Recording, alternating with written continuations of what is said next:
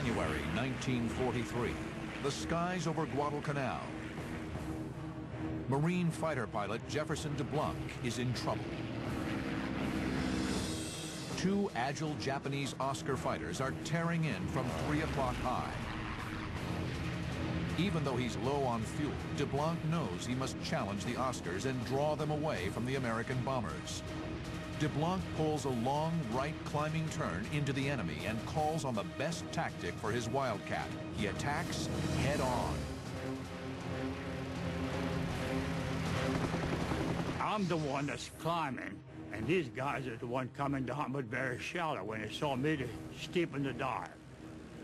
And when they steepened the dive, I cut loose. And he blew up. I caught the pipes that said it. The whole thing blew.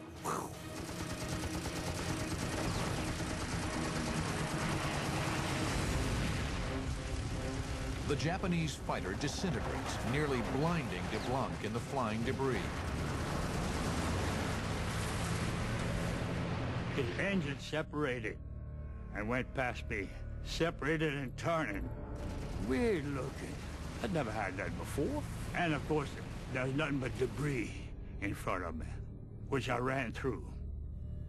And it hit my prop, and it hit the wings. It didn't knock me out. It didn't knock me out, but I still had control, and it still was running. My engine was running. When DeBlanc regains his senses, he sees the second Oscar pulling in steeply behind him.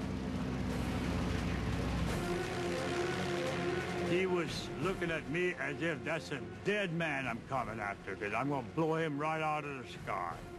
And when he came on down that way, we were both diving towards the sea. And I knew good well with the Grumman, there's only one protection I have.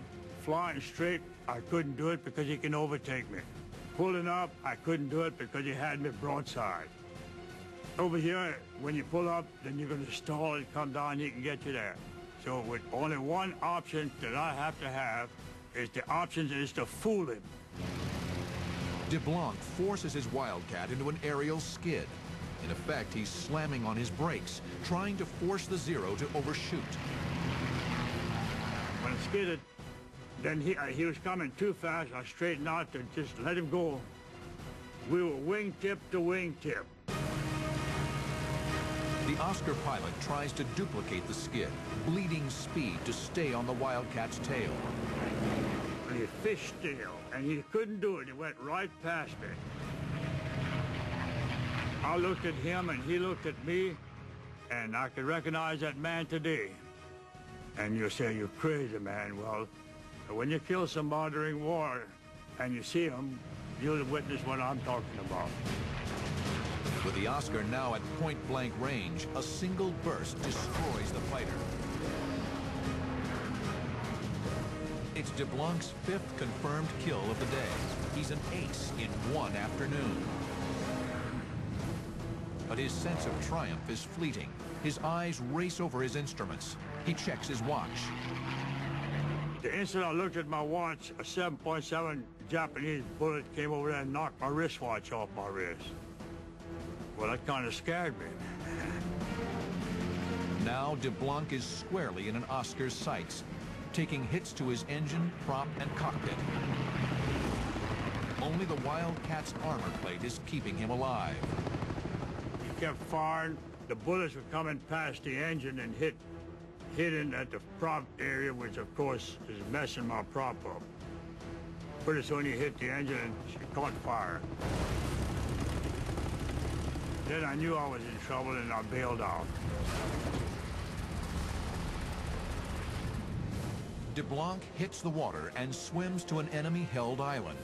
Natives pick him up and barter him to a friendly tribe for a sack of rice.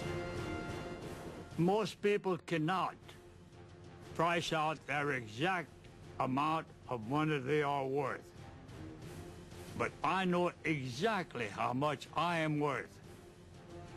1 10-pound sack of rice. Second Lieutenant DeBlanc is an amazing figure in Marine aviation. He lives to tell this whole tale, comes back out, and rightly so, earned the Medal of Honor for his mission.